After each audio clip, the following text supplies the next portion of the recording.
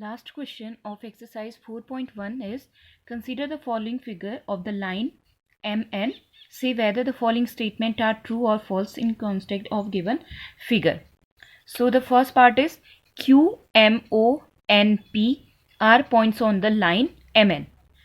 देखो अभी आप सोचोगे MN इतनी ही लाइन है तो Q और P इसमें तो है नहीं, बट लाइन की डेफिनेशन हमने पढ़ी है कि लाइन को आप क्या कर सकते हो, दोनों एंड से एक्सटेंड कर सकते हो. तो अगर MN ये है, ये लाइन है, तो हम इसे क्या कर सकते हैं, आगे बढ़ा सकते हैं और इसी लाइन को आगे बढ़ाने पे हमें पॉइंट मिले हैं Q, M, O, N, P. तो this statement is true. Now the second point M, O, N are points on a line segment MN.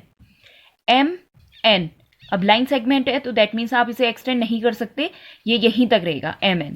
सो इस MN लाइन सेगमेंट में M पॉइंट भी है, N भी and O. That means this statement is also true. Now the third statement, M and N are end points of line segment MN. M और N जो line segment है इसके end point है M और N. That means ये statement true है. Okay. Now the next part, O and N are end points of line segment OP. OP ये line segment है और इसके end point क्या होंगे, O और P होंगे. जो लाइन सेगमेंट लिखा रहता है एक उसमें से क्या होगा, इनिशियल पॉइंट, एक एंड पॉइंट, फाइनल पॉइंट या फाइनल पॉइंट. सो आपको दिया क्या है, O एंड N. तो दैट मीन्स ये स्टेटमेंट क्या हो जाएगा, गलत, क्योंकि लाइन सेगमेंट का एंड पॉइंट क्या होना चाहिए, P. तो this statement is wrong. Now the next one, M is the one of the end points of line segment QO. QO का जो एंड पॉइंट होगा, इसके दो पॉइंट होंगे लाइन सेगमेंट QO के. QO एक पॉइंट होगा Q, एक O, ये दो पॉइंट होंगे. तो वो कह रहा है कि M is one of the end point. तो M तो एंड पॉइंट है ही नहीं, वो तो कहीं यहीं कहीं बीच में लाई करता है. That means this statement is wrong. M is point on रे OP. OP ये रे है, इस रे में क्या होगा, एक तो इनिशियल पॉइंट मिलेगा आपको और एक पॉइंट को आप आगे एक्सटेंड कर सकते हो. तो दैट मीन्स हमने O और P लिया है. सो M इज पॉइंट ऑन रे OP. तो ये स्टेटमेंट क्या होगा, रॉन्ग, क्योंकि जो पॉइंट है वो इधर मिला है. M पॉइंट कहाँ है, यहाँ कहीं है. इस लाइन को अगर हम यहाँ बढ़ाते, लेकिन हम O इसका इनिशियल पॉइंट है, यहाँ से इसको बढ़ा नहीं सकते, हम P की साइड से बढ़ाएंगे. तो ये स्टेटमेंट भी क्या हो गया, क्योंकि M पीछे की ओर है, तो ये भी रॉन्ग. नाउ रे OP इज डिफरेंट फ्रॉम रे QP.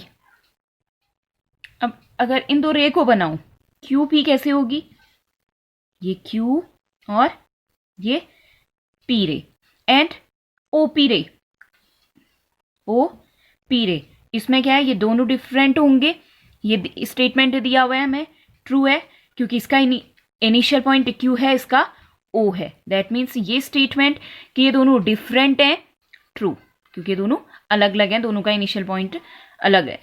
रे OP is same as ray OM. इसको रे को ड्रॉ करते हैं OP. एक रे हमें ये दी है OP and second one is same as ray OM. OM दोनों की डायरेक्शन क्या है, अपोजिट है. देख रहे होंगे आप, ये इधर की ओर है, ये इधर की ओर है, तो ये डिफरेंट ही है. दैट मीन्स इस सेम लिखा हुआ है, तो ये स्टेटमेंट क्या होगा, रॉन्ग, क्योंकि ये क्या है, डिफरेंट है. Now the next part, ray OM is not opposite to ray OP. OP कहाँ की ओर है, इस डायरेक्शन में OP और OP इस डायरेक्शन में OM इधर की ओर है.